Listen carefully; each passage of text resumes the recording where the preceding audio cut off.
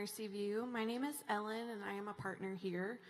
Today we'll be reading from Isaiah chapter 39, verses 1 through 8, and Psalm 118, verses 5 through 9. These can be found on pages 347 and 294 on the Bibles under your chairs. If you do not have a Bible, please feel free to take one. It's our gift to you. So we're going to start in Isaiah chapter 39.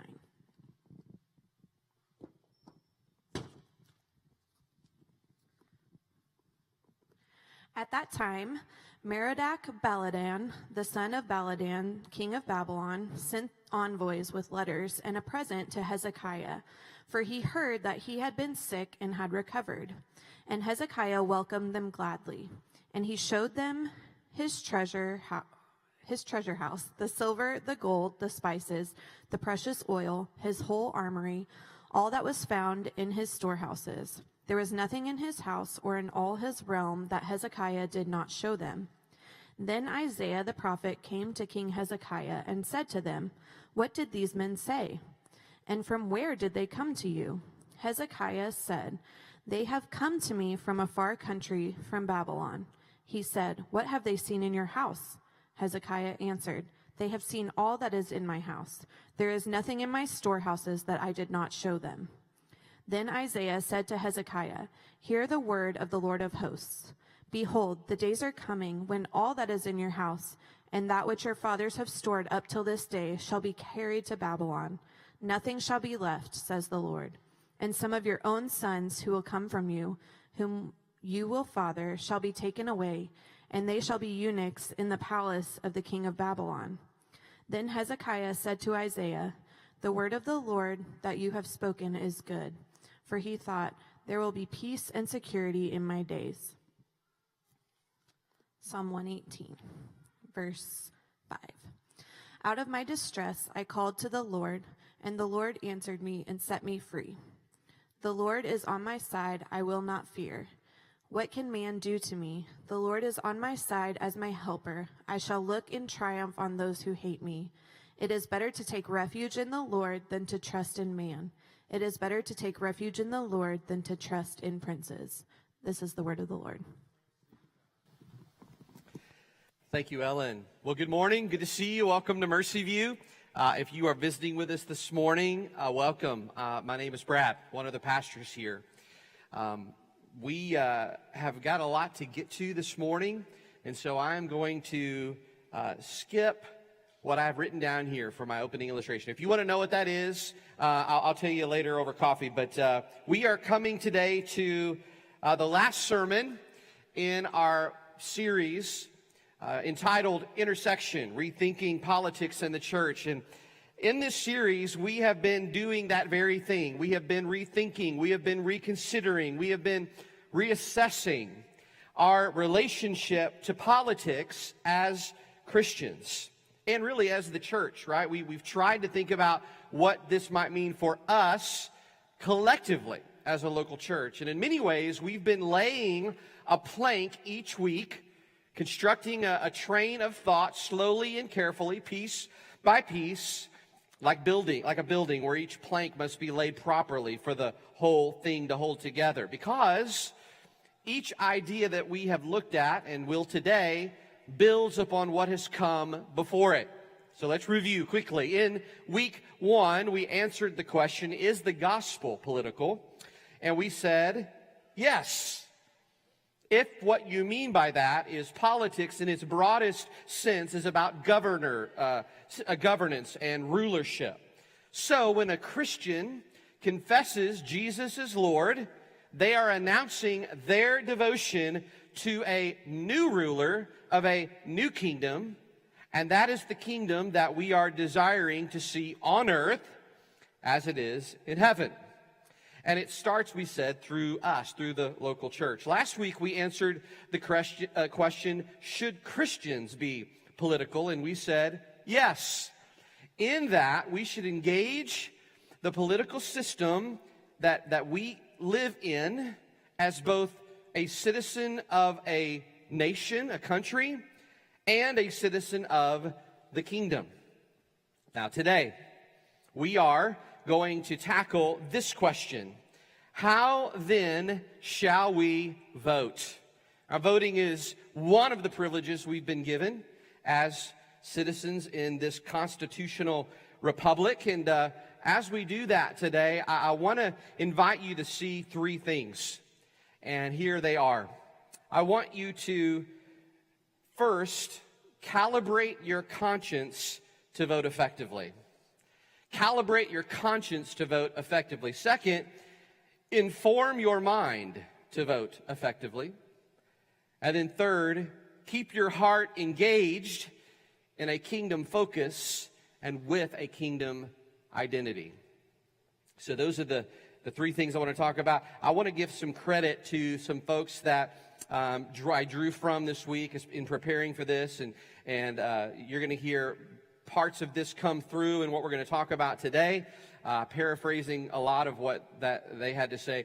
But some men like Andrew Walker, Joe Rigney, Wayne Grudem, John Piper, Kevin DeYoung, Michael Kruger, and Robert Gagnon, among some others. And so I'm so thankful for them and their wisdom and how that influenced what we're going to talk about this morning. And then I just want to remind you once again, this series is a topical series. Topical series tend to be, and especially this one, a little more teaching than preaching, a little bit more like a classroom. So keep that in mind. Bear with me. I would say today's sermon is the most like that of the three. And then, actually, I do have one more thing I need to mention. Next week, week 4, Sean and I, during this time, will be doing a panel entertaining as much as we can the questions that you have sent us. And we've started to receive some of those, but after this week is over, if you have questions that you would like for us to address, please don't hesitate to send those to us at elders@mercyview.com. It'll come right to us. So here's what I want to do today. I want to break up this question of how then shall we vote in really 3 ways. I want to first talk about what it looks like for you and I before we vote. What should we be thinking about? What should we be considering? This will be the longest part of our time this morning, but that's the first section. What do we do before we vote? And then second, I want us to think about what do we do when we vote? Now, that's a very close cousin to that first kind of idea. But I'm talking specifically about what should you remember when you literally walk into the ballot box on November the 5th. In this room, not that, I don't know, maybe some of you vote here, but this church this is one of the places you can vote. Actually right back close to where Daniel is standing is where the entrance into, and they have these ballot boxes set up right here on the beginning of the gym there. And next to the entrance. And so I'm envisioning that kind of scenario in the second part of what we're going to talk about. What do you do when you step in to the ballot box? And then lastly, I want to close our time remembering what to do after we vote. All right? So those are the 3 kind of high-level sections for today. First then, before you vote. What do we do before we vote? What should we do as we think about preparing to vote? We didn't read this, but I want to read a section of Proverbs 8 to you, beginning in verse 1. And I want you to just listen to these words. This will kind of set up where we're going here, but here's what it says. Does not wisdom call? Does not understanding raise her voice? On the heights beside the way, at the crossroads, she takes her stand. Beside the gates in front of the town, at the entrance of the portals, she cries aloud, "To you, O men, I call, and my cry is to the children of man. O simple ones, learn prudence. O fools, learn sense." And then, moving down to verse 10, continues, "Take my instruction instead of silver, and knowledge rather than choice gold, for wisdom is better than jewels. And all that you may desire cannot compare with her. I, wisdom, dwell with," here it is again, "prudence. And I find knowledge and discretion." So, in Proverbs 8, wisdom here, if you've read the Proverbs, you know that what Solomon is writing about here is actually wisdom personified as a woman. And this woman is someone who speaks with the guidance and the understanding of God to those who will listen. And notice that it says twice in what we read that this kind of wisdom leads to something. Leads to something called prudence. Now, that's not a word that we necessarily use a whole lot in everyday language, but she says to learn it and to dwell with it. So what is prudence? Prudence is the ability to govern and discipline yourself through the use of, listen, reason. It involves making careful decisions by weighing potential outcomes, by considering the moral and the ethical implications. And it takes into account both the immediate future and the long-term consequences of your decision. In essence, prudence is about exercising sound judgment and foresight for your actions now. Proverbs 16:11 says it well. It says, "A just balance and scales are the Lord's." I love that verse. A just balance implies careful consideration of the complexities of a circumstance, right? So when we think about wise decision making, it is fundamentally about being rooted in prudence. Because without prudence, decision making can become impulsive or reactionary, or as we said last week, it can become pietistic. Let me give you another word, a synonym for that, over-spiritualized. And that can lead to choices that actually, in the end, lack wisdom and lack foresight. So as we come to the big question of how then shall we vote, here's where we're starting this morning. I want you to keep this in mind, the word prudence. Why? Because wrapped up in the politics that you and I practice, beyond even the complexity of who or what to vote for, is the how of voting.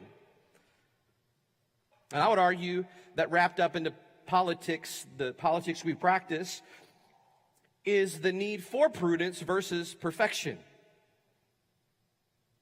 Thomas Aquinas said prudence is right reason in action. Jesus even suggested prudence when he warned his disciples to be shrewd as serpents, but as innocent as doves. Paul hinted at it when he told the Corinthians to be infants in evil, but mature in their thinking. So we can and we must apply prudence, right judgment, as we approach an issue like voting, because as we step into the ballot box, notice that I'm kind of leading the witness here a little bit. I'm saying part of what I feel like is good stewardship of the citizenship that you and I have is to vote, okay? But as you step into the ballot box, what you will find there, this touches on the win of it all, that values, your values, may clash with those on both sides of the aisle.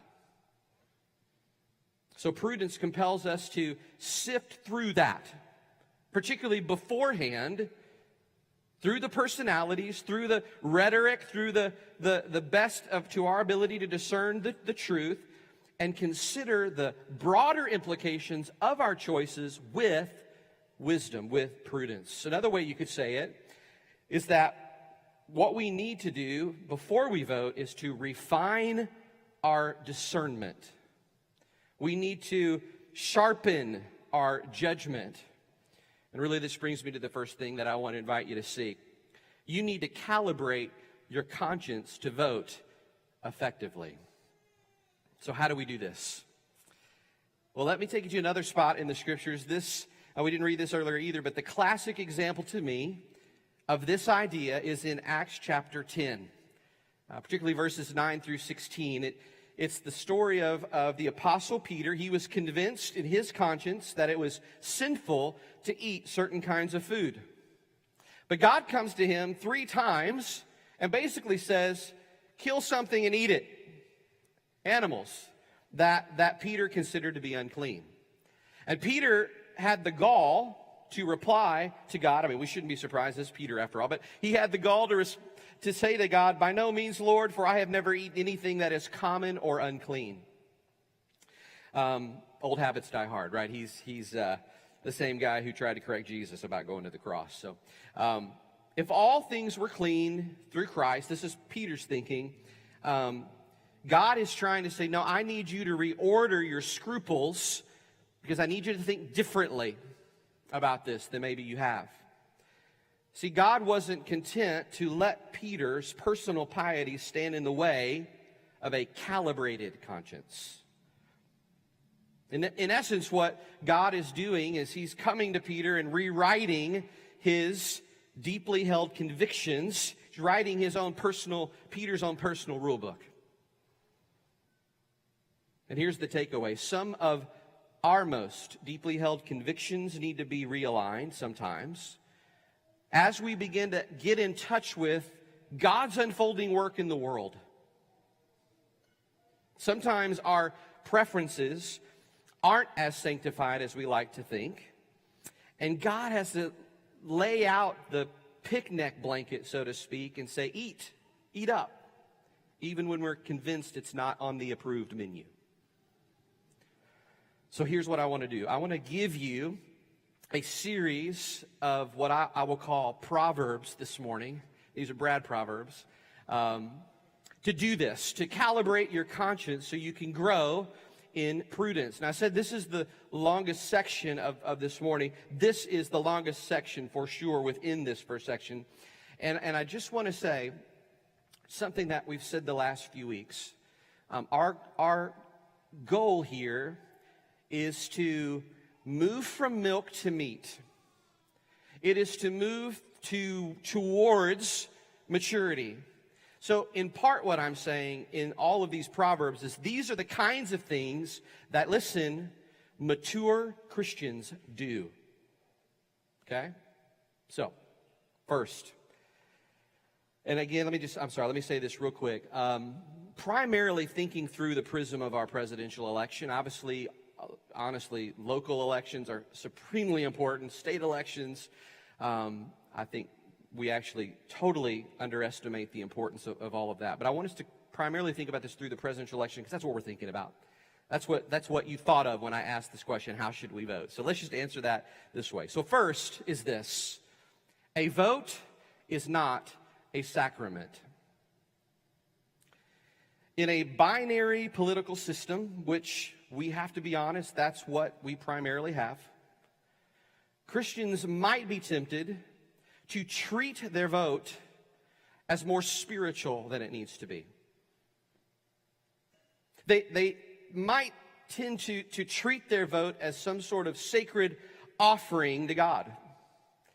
But that, to me, twists voting into something akin to a means of grace. I mean, that's what a sacrament is. Where you must vote in order to, or in a certain way, in order to be a good person.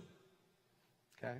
So Professor and theologian Wayne Grudem says that our voting should not be based on whether you like a candidate or not. Or not based on necessarily what you might consider is for you unassuming or something that would be disqualifying, maybe is a better way to say that. But really, Grudem is going to go on to say that our voting should be based on what you think is best for the nation as a whole. Now, we're going to build that out a little bit because that's a big statement. But one pastor has said it this way: a vote is not a Valentine.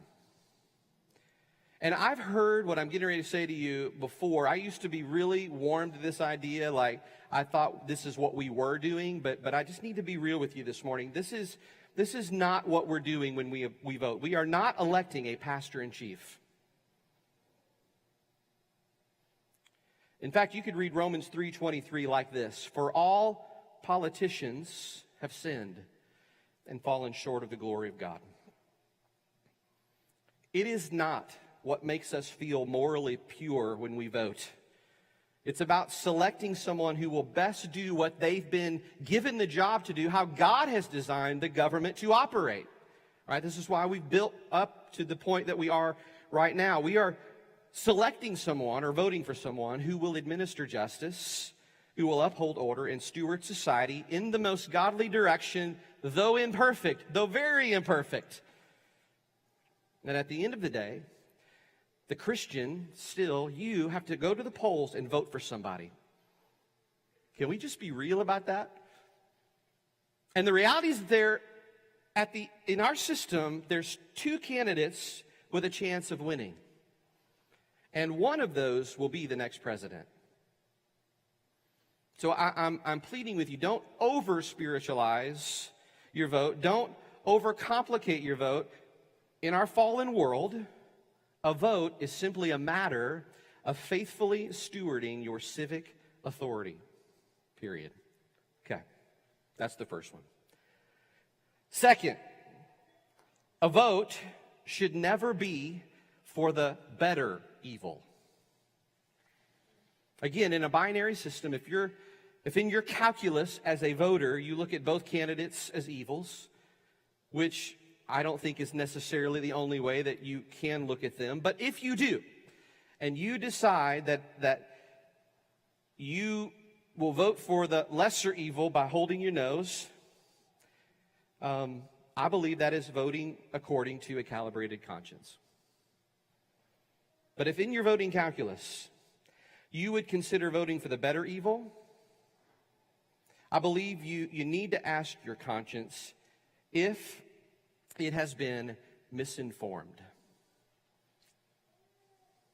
Remember what we said last week. Mature Christians recognize the inherent limitations on all social projects. They embrace the necessity of political compromises sometimes, yes, with flawed figures, when necessary. So we must remember, just as we just said in the first point, voting is not ever endorsing everything about a candidate's personality or everything that a candidate stands for. If you have ever voted, you've always made some kind of compromise. And if you don't believe that, you're not being honest. You're doing the first thing. You're treating your vote as a sacrament. The question isn't whether someone's morality will get imposed on other people. It's whose morality will get imposed. Morality is the only thing that gets legislated. That's another misconception. I don't have time to go into this, but people say you can't legislate morality. Friends, morality is the only thing that gets legislated.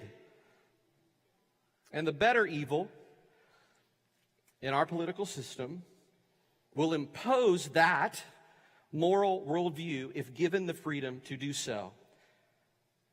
If there is ever a time where we need to be honest about that, it is this moment. And I think, too, some of the things that happens when we start talking about this is some folks are like, well, gosh, Brad, this seems alarmist. You know, like, are we really that far gone? Well, I don't know.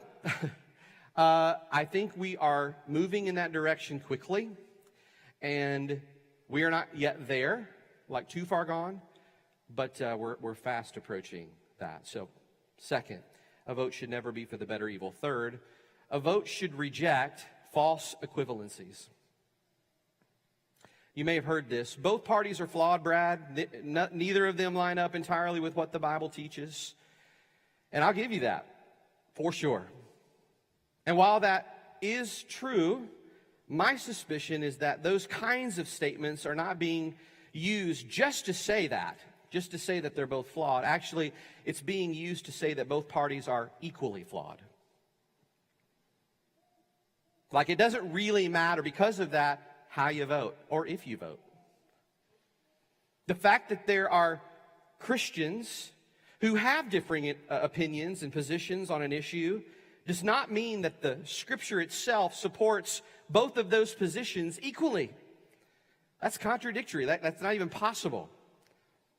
Nor does it mean that the scriptures are necessarily unclear about every issue. The fact that we should show charity and love and respect to those maybe that we know are in a different political party than us, we should absolutely be pursuing that. But that doesn't mean that we pretend, because that's what we're doing, pretend that all things are equal.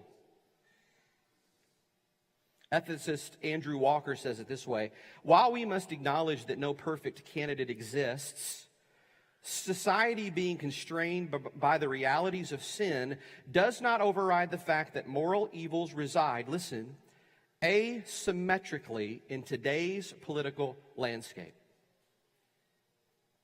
So the particulars of the political parties that are in front of us aren't just a set of neutral tools. They are actually a series of conclusions that follow logically from very different starting points.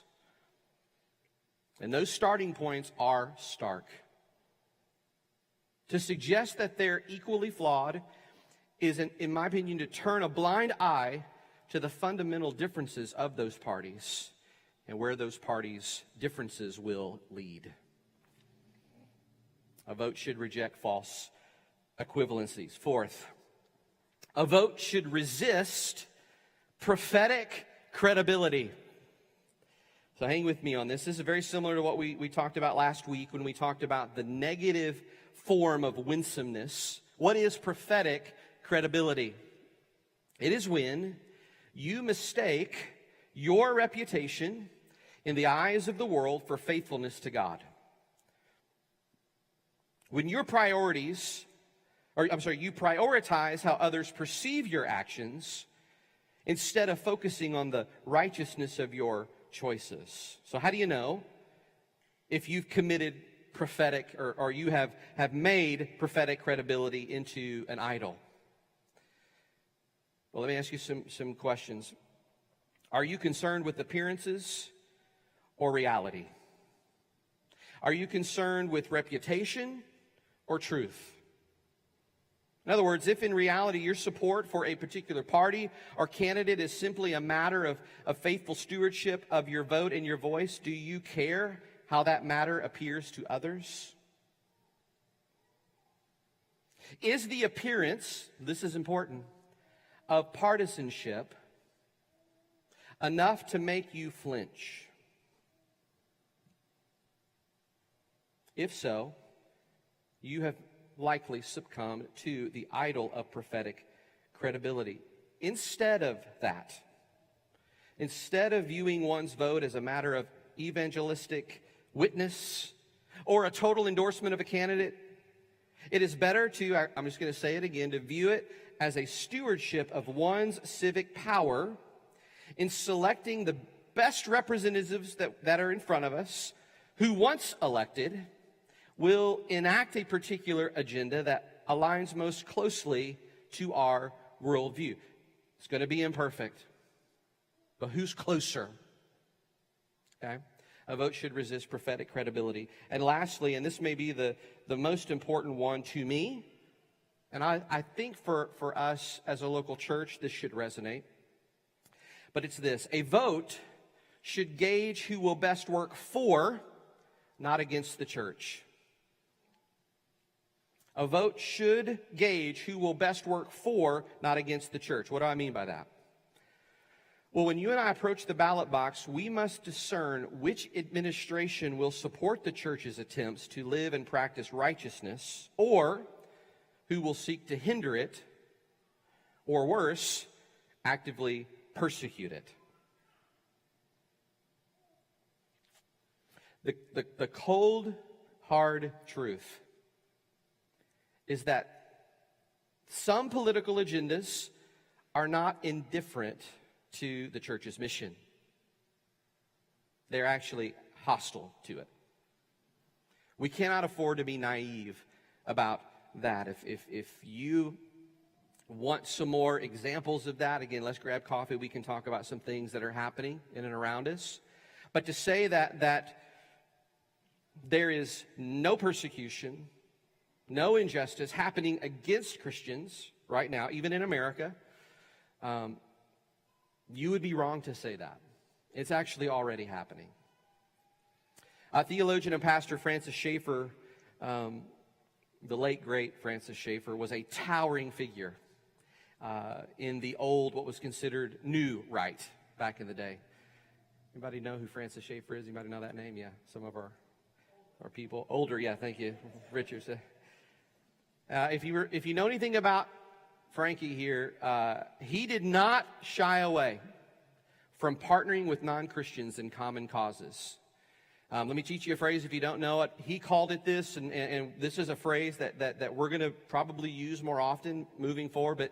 But he says you can partner with non-Christians in common causes as co-belligerents.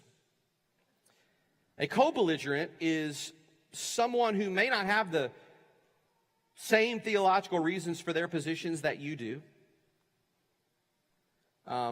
You might even argue they're not Christians. But the idea of co-belligerency is that we can partner with them on a common cause that more closely reflects a biblical worldview. And we would do well to consider who we can be co-belligerents with in our political system and those who will not even entertain that possibility with us. We should wisely look, this is another pastor this week said this, we should wisely look at the final two choices in our, again, binary system as a semifinal. Now hang with me here. In the finals, who would we rather deal with or fight with if we want to have influence on the direction of our country? Here's how author and theologian Peter Leithart says it. He says, voting is for access. At every level, we should ask which candidate is more likely to listen to the good guys. Oh, that I wish that we had better choices. But this is not the time for the church to decide it has better things to do. All right, so that was a lot. Thanks for hanging with me on that. So we are trying to calibrate our consciousnesses. And so let's apply that to the presidential race ahead of us, since that is primarily how most of us will think about our vote on November the 5th. And you came to hear how I would answer the question, how should we vote? So let's get at it. Here we go. Remember, we're thinking about policies, we're thinking about platforms over personalities. And in particular, we're thinking of that last point I just made. How will these platforms support or hinder the church's ability to teach, practice, and advocate for what we believe is most righteous? And I want to do this briefly with 4 issues. There are more issues than this, but these are the 4 that make the most sense for us to talk about this morning in light of that idea of who will support or hinder. And the first is this. And I'm going to do this as questions, all right? Which party platform will work for or against religious freedom and protect the sacred right both to worship freely and to practice our faith and religion openly and according to our conscience? Which party platform will work for or against us in that way? Second, which party platform will work for or against the church's teaching and practice of God's design for marriage, the family, and sexuality? Just think about that for a second.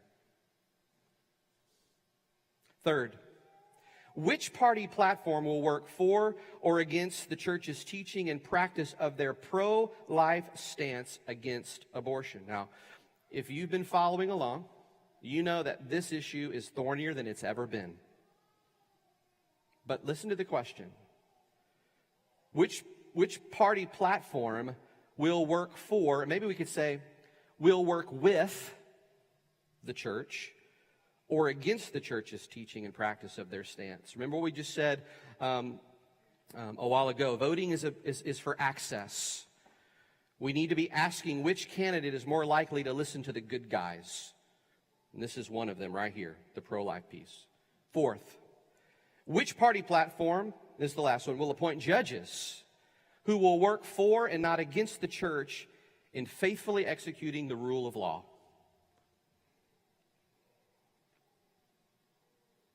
Now, though we have seen some recent moves toward the center on some of these issues on the part of the Republican Party, the GOP, it would be deeply disingenuous to say that the two major political party platforms are morally equivalent.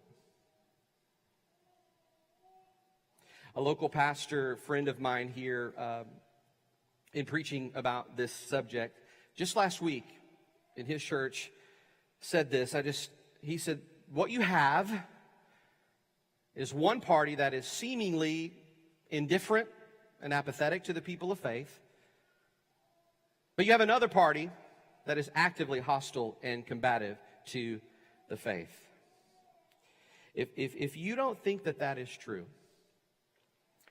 when a party brings abortion trucks to their national convention like taco trucks, there's something very wrong there.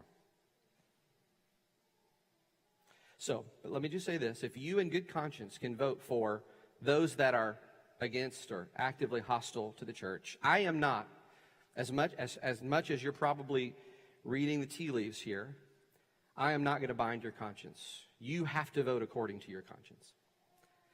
But know what you're voting for. In the end, I think the best approach is what Pastor Trent Hunter calls the all things considered voting approach.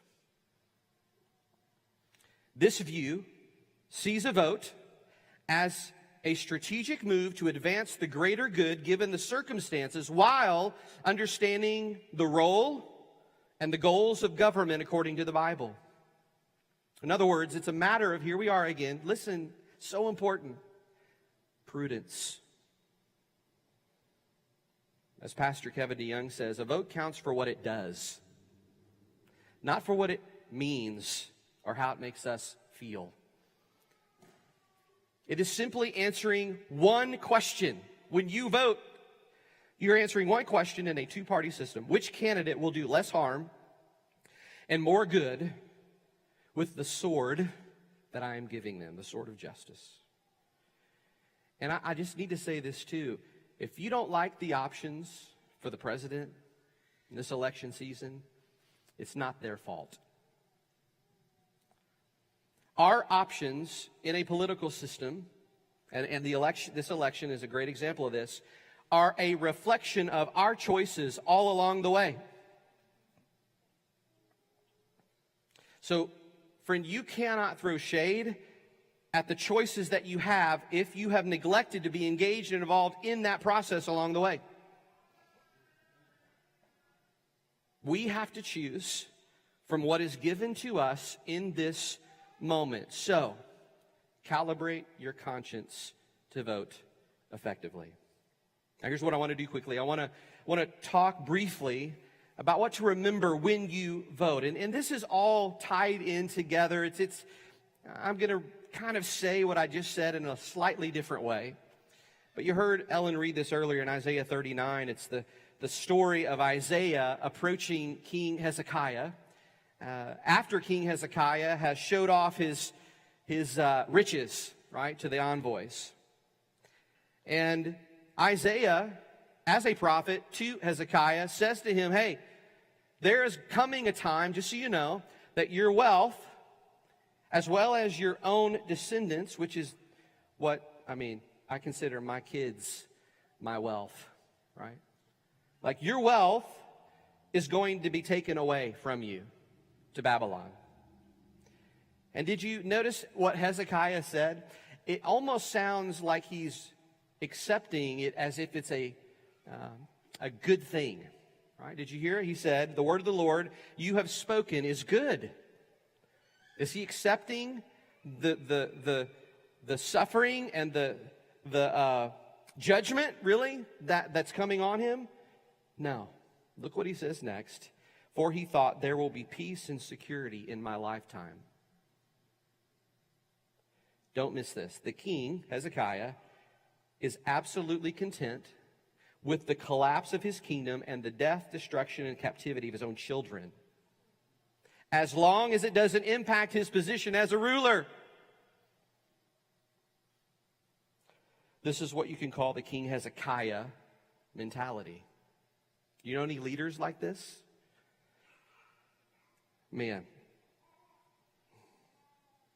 they're all over the place.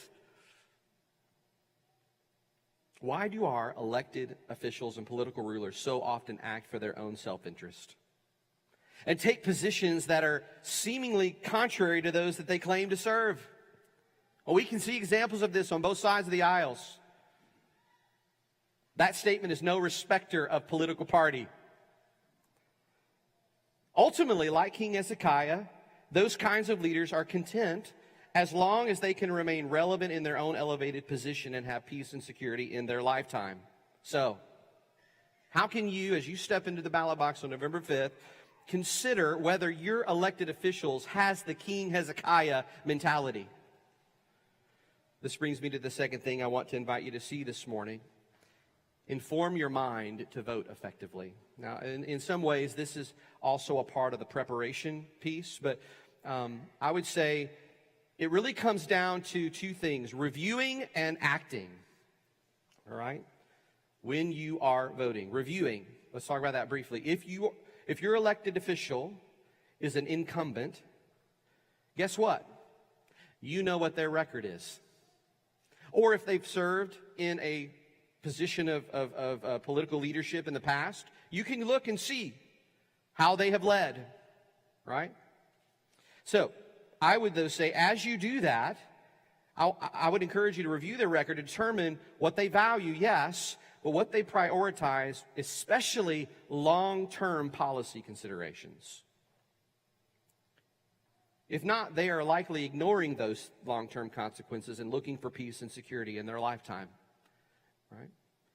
But you can also look at like the lists of bills and amendments that they've introduced, how they use their committee assignments, review the record and activity of a politician is one of the, reviewing the record and activity of politicians is one of the most important things that you can do. And you can actually, in our presidential election, do that with both parties. You can look at their records. And then after you have done your homework, you can step into the ballot box and vote with prayer, with a calibrated conscience and an informed mind, and vote with confidence and conviction. Your vote is your way to hold elected officials accountable. Inform your mind. So let's close here. We talked about what to do before you vote, what to remember when you vote, but we have to talk about what to do after you vote. I want to invite you to see two final things here, or one final thing, here. There's two pieces of this, but keep your heart engaged with a kingdom focus and a kingdom identity. Let's first talk about a kingdom focus. I love how John Piper says this. He says, yes, the disposition of a Christian should be to support and be submissive to governments. On the other hand, we should, in writing, and notice what he says here, in speaking and in conversation, and he says this in parentheses, I would include preaching in all of this. Thanks, John. I appreciate that. In all of those ways, publicly confront governors and presidents who do not punish evil and do not praise good. And then he says this, especially when we reverse the pattern and notice that they start participating in the very evil they are supposed to punish. But then he says, as we do that, our political voice should be so permeated by the announcement of the horrors of divine wrath over the human race and the glories of the gospel of divine rescue and the demand for repentance and faith from every citizen and every politician, that it is evident to all that political concerns for the true Christian fade into mist compared to those vastly greater realities. Dual citizenship. Yes and amen. Keep your heart engaged with that kingdom focus. But lastly, keep your heart engaged with a kingdom identity. You've heard this already in the series, but let me just say this as pointedly as I can. I do not think voting will save the soul of America. Only Jesus can do that.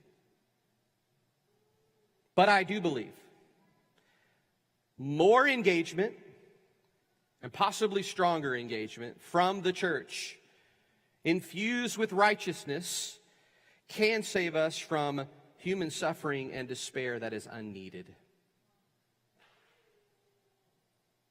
God's principles are good for a nation and the people in them. But in the end, we do not have ultimately a political problem in our country. We have a spiritual one.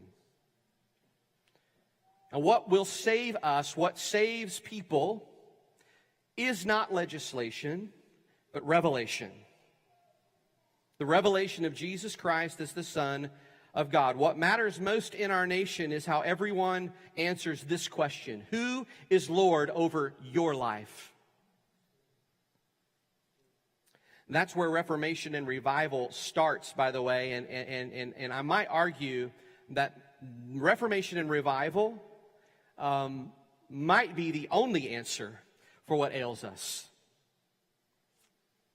In advocating for Christians to engage in politics, I advocate it to you not as a means of saving people spiritually, but as the natural overflow of a saved Christian who wants to obey Jesus to do good to others. So for those of you that are, hey, Brad, just preach the gospel, stop talking about the politics stuff, you're going to hear what I just said through the lenses of, thank you so much for minimizing politics and our engagement in it. You haven't heard me.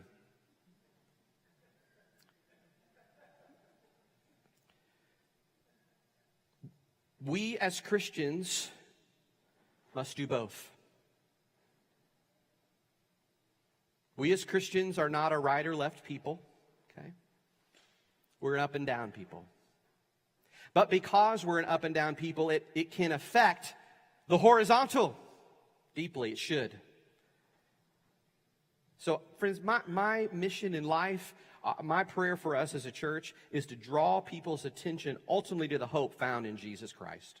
Okay? So be careful what you put your hope in. I'm trying to remind myself of this, especially after I vote. And you'll need to remind your heart of it too after you vote. You heard Ellen read this earlier, Psalm 118, verse 9. It is better to take refuge in the Lord than to trust in princes.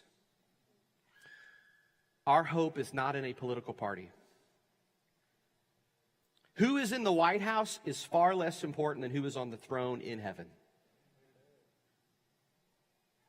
And the most significant political statement that anyone can make is found in the very first part of the Lord's Prayer that you read earlier. So we're going to close our time here together by reading this. Let's look at this together. Let's start right at our Father. Here we go. Our Father in heaven, hallowed be your name. Your kingdom come. Your will be done on earth as it is in heaven. Let's just stop right there. What are we saying when we say that?